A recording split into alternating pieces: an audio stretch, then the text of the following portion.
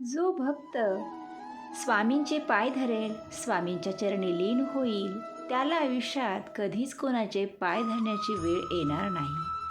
स्वामींचं ब्रीद वाक्य आहे, हम गया नहीं जिंदा है अभी. जो जो स्वामींच्या चरणी लीन होईल, त्याचा उद्धार साक्षात ब्रह्मांड नायक श्री स्वामी समर्थच करतील. स्वामी म्हणतात, बाळा, सर्व काही आमच्यावरती सोडून दे. आम्ही आहोत ना उद्याची चिंता करायला. तू कशाला उद्याची चिंता करतोस, काळजी करतोस? तू फक्त आमची मनोभावे सेवा कर. आमच्या वचनावरती चालण्याचा प्रयत्न कर. इतरांचे दुःख समजून घे. कोणावरती अन्याय करू नको. कधीही खोटे बोलू नको. तसे पाहिले तर स्वामींचे खूप वचन आहेत जे प्रत्येक भक्ताने पाळायला पाहिजेत. खूप जणांना स्वामींची सेवा करण्याची इच्छा आहे, पण करणार काय, वेळच नाही आहे.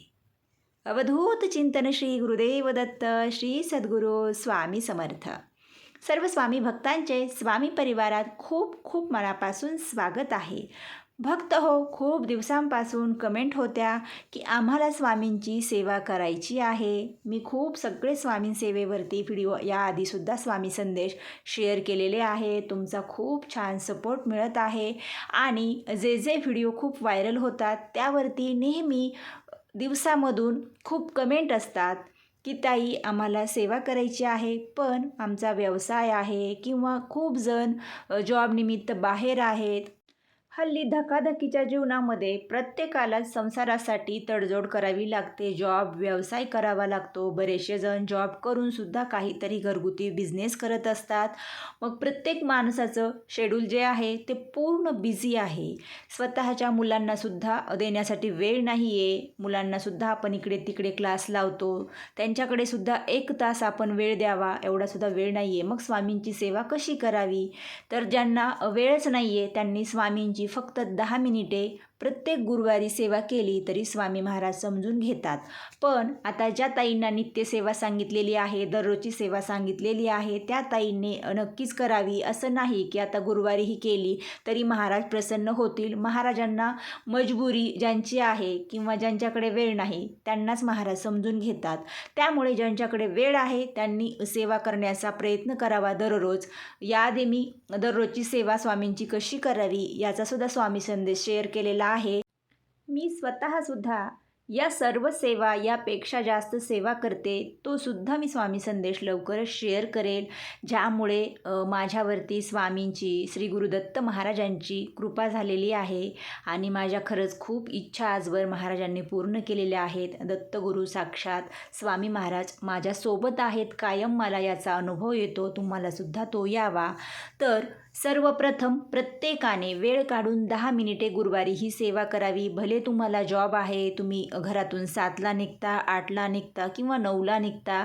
आता पुरुषांना शक्यतो या सर्व सेवा करणं शक्य असतं, पण महिलांनाच जास्त देवपूजा वगैरेची सवय असते किंवा एक नाद असतो म्हणायला काहीच हरकत नाही. आता तुमच्या घरामध्ये जर पुरुष सेवा करत असतील तर त्यांनी ही देवपूजा स्वामींची दर गुरुवारी करावी. रोज केली, त्यांच्याकडे वेळ असला तर खूप चांगला आहे. पण दर गुरुवारी तुम्हाला 10 मिनिटे वेळ काढायचा आहे. भले तुम्हाला खूप घाई आहे, जायचं आहे, लवकर उठा, 10 मिनिटे वेळ काढा, स्वामींची सेवा करा आणि पूर्ण मग आठवडाभर स्वामींची कृपा होईल. फक्त तुम्ही आठवडाभर नामस्मरण केलं तरी देखील चालेल. तर सर्वप्रथम आपली देवपूजा वगैरे पटकन आटपून घ्यायची. दिवा प्रज्वलित आपण देवपूजेच्या आधीच केलेला असतो, तर इथे मी दिवा प्रज्वलित करून घेतलेला आहे. दिव्याला हळदी कुंकू लावून घ्यायचं. दररोजसुद्धा हा दिव्याचा नियम सर्वांनी पाळायलाच पाहिजे. आणि मग स्वतःला हळदी कुंकू लावून घ्यायचं आणि स्वामींची मूर्ती स्वच्छ पाण्याने आधी धुवून घ्यायची आणि नंतर मग अशा स्टीलच्या एका मोठ्या ताम्हणामध्ये ठेवायची. कारण या ठिकाणी मी तांब्याचं ताम्हण वापरत नाही आहे, कारण जेव्हा आपण दह्या दुधाने अभिषेक करतो त्यावेळी तांब आणि दही यांचं विष बनतं, तर मग ते दही आपल्याला पुन्हा प्राशन करता येत नाही. त्यामुळे मी असं इथे स्टीलचं भांडं घेतलेलं आहे. हे मी नेहमी स्वामींच्या पूजेसाठीच वापरते. आणि जे तुम्ही कुठलं घ्याल तर असं मोठं भांडं घ्या, त्यामध्ये महाराजांची मूर्ती आधी स्वच्छ धुवून ठेवायची आहे. नंतर तुम्हाला जर तुमच्याकडे उपलब्ध असेल गुरुवारी पंचामृत म्हणजे दही, तर तुम्ही ते घ्या किंवा मग फक्त दूध तर प्रत्येकाच्या घरामध्ये असतं. आता प्रश्न असा निर्माण होतो, खूप स्वामी भक्त हे सांगतात की गावरान गाईचे म्हणजे देशी गाईचेच दूध वापरा, पण असं काहीच नाही आहे. स्वामी महाराजांना भोळी भक्ती तुमच्या मनातून सेवा जी करतात ती आवडते. आता माझ्याकडे पण याआधी गाईचे दूध मी वापरायचे, असं पण कधी कधी आणत असते, पण प्रत्येक वेळी शक्य होत नाही. आपल्या घरामध्ये जे म्हशीचं दूध आहे किंवा जे गाईचं दूध आहे ते दूध घ्या. आपण समजा जर कच्चं असेल निरसं दूध, तर तुम्ही आवर्जून गुरुवारी निरसं दूध वापरत जा. आणि जरी तापवलेलं असलं तरी मग तुम्ही असं थंड दूध घ्या, त्यामध्ये थोडीशी साखर टाका. जसं जमेल तसं करा, काही नाही, फक्त मनातील भाव पाहिजे. नंतर मग आपल्याला सर्वप्रथम महाराजांची सेवा ही खूप महत्त्वाची आहे आणि नियमित तुम्ही कराच. 1-2 महिने करून बघा, तुम्हाला छान अनुभव येईल.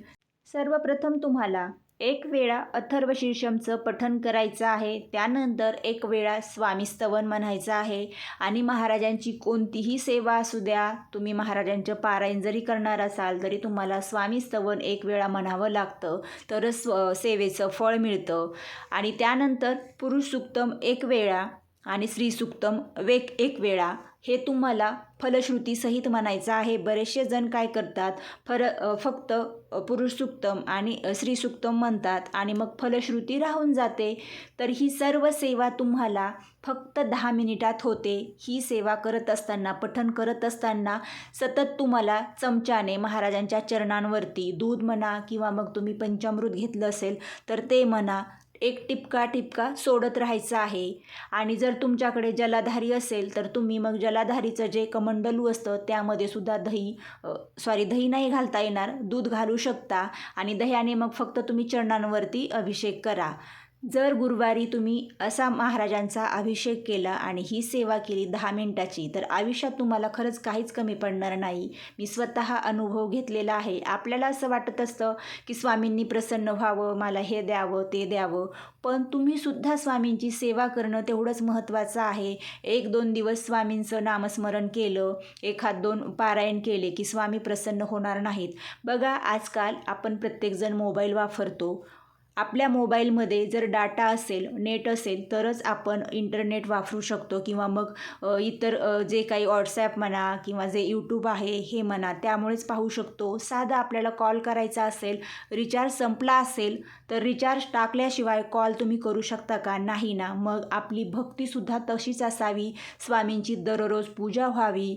नसेल जमत तर गुरुवारी तरी पूजा करावी.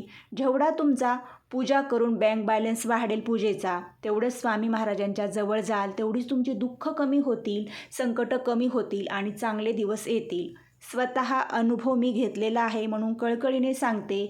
ज्यांना नाही शक्य होत दररोज, त्यांनी गुरुवारी करावी. आणि ज्या ताईंना मी आधी व्हिडिओ शेअर केलेला आहे दररोजच्या पूजेचा, तिथेसुद्धा खूप छान कमेंट आहेत. आणि तुम्ही दररोज पूजा करताय ना, तर तुम्हीसुद्धा ही गुरुवारी अवश्य अशी पूजा करा. तर फक्त एवढंच तुम्हाला हे पठण करायचं आहे. नंतर मग महाराजांची मूर्ती स्वच्छ धुवून घ्यायची आणि जे दूध आहे ते एका वाटीमध्ये ठेवून द्या. ज्यावेळी महाराजांची पूर्ण पूजा आरती वगैरे होईल त्यानंतर ते दूध तुम्ही पंचामृत म्हणून, तीर्थ म्हणून सर्व घरातल्यांनी ते प्राशन करायचं आहे आणि अजिबात ते वाया जाऊ देऊ नका.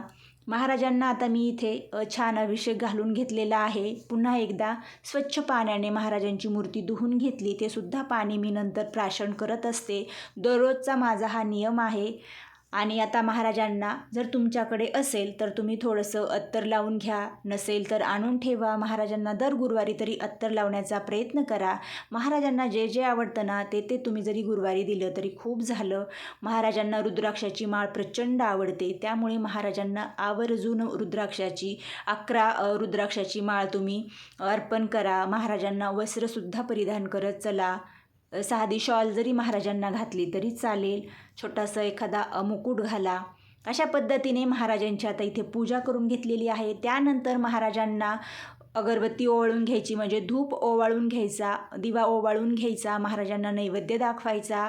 हे सुद्धा सर्व करणं गरजेचंच आहे. महाराजांच्या नैवेद्यामध्ये आठवणीने तुळशीपत्र घालत चला. आवर्जून एखाद्या गुरुवारी महाराजांसाठी 2-3 महिन्यातून बेसनचे लाडू करा. दररोज तुम्ही प्रत्येक गुरुवारी तुम्ही कांदा भजी करू शकता, ते सुद्धा करत चला. किंवा मग प्रत्येक गुरुवारी तुम्ही फक्त साधा तुपातला शिरा केला तरीसुद्धा महाराजांना आवडतो.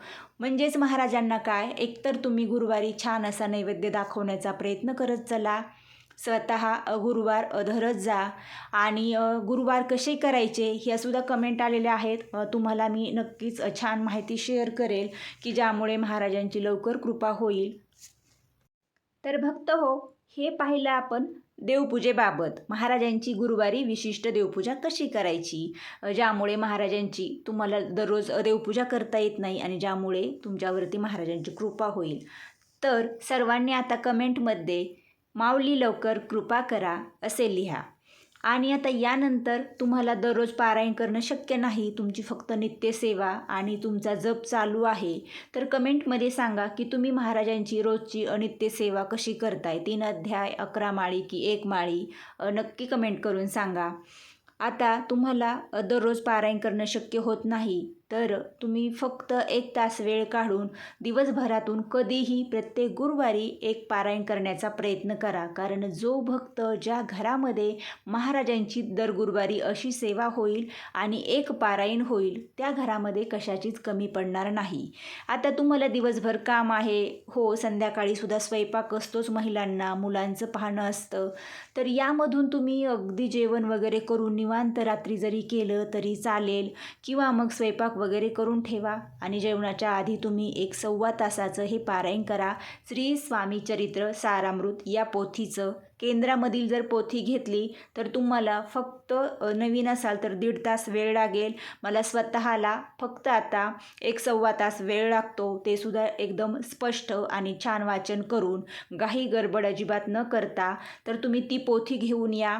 आणि मग जर तुम्हाला ते शक्य नसेल तर मग तुम्ही सर्व तुमचं जेवण वगैरे झाल्यानंतर झोपण्याआधी दर गुरुवारी 11 माळ श्री स्वामी समर्थ या षडाक्षरी मंत्राचा जप करा. आणि मग बघा तुम्हाला काय अनुभव येतात. ज्यावेळी तुम्ही हा रात्री जप कराल ना, त्यावेळी साक्षात महाराज तुमच्यासमोर बसलेले आहेत. हा तुम्हाला अनुभव अगदी पहिल्याच गुरुवारी नाही आला तरी नंतरच्या गुरुवारी नक्कीच येईल. कारण मी स्वतः स्वामींच्या सेवेत आले ना, त्यानंतर मी अशा सेवा सुरू केल्या होत्या, म्हणून आज महाराजांच्या खरंच खूप जवळ आलेली आहे. तर भक्त हो, खूप काळ सेवा केल्यानंतरच महाराज प्रसन्न होतात, हे सुद्धा तेवढंच खरं आहे. आज जरी तुमच्याकडे खूप अडचणी आहेत, तुमचं परीक्षा घेतली जात आहे, समजून जा महाराजांची तुमच्यावरती कृपा आहे. जो भक्त महाराजांची सेवा करतो त्याच्याच आयुष्यात अडचणी असतात आणि तो किती परीक्षेत पास होतो किंवा तो किती सहनशक्ती आहे त्याच्यामध्ये, हे महाराज पाहत असतात. त्यामुळे डगमगू नका, घाबरू नका. होईल तेवढी महाराजांची मनोभावे दररोजची आणि गुरुवारची सेवा करण्याचा प्रयत्न करा. शेवटी महाराजांनीच तुम्हाला त्यांच्या दरबारामध्ये बोलावलेलं आहे, ते सर्व काही पाहून घेतात, त्यांच्यावरती सर्व सोडून द्या. आजची सेवा कशी वाटली कमेंटद्वारे नक्की सांगा. आणि आजच्या सेवेसाठी प्रत्येक स्वामी भक्ताने व्हिडिओला लाईक करा, निःशुल्क आहे. हा व्हिडिओ जास्तीत जास्त भक्तांना पुढे शेअर करा.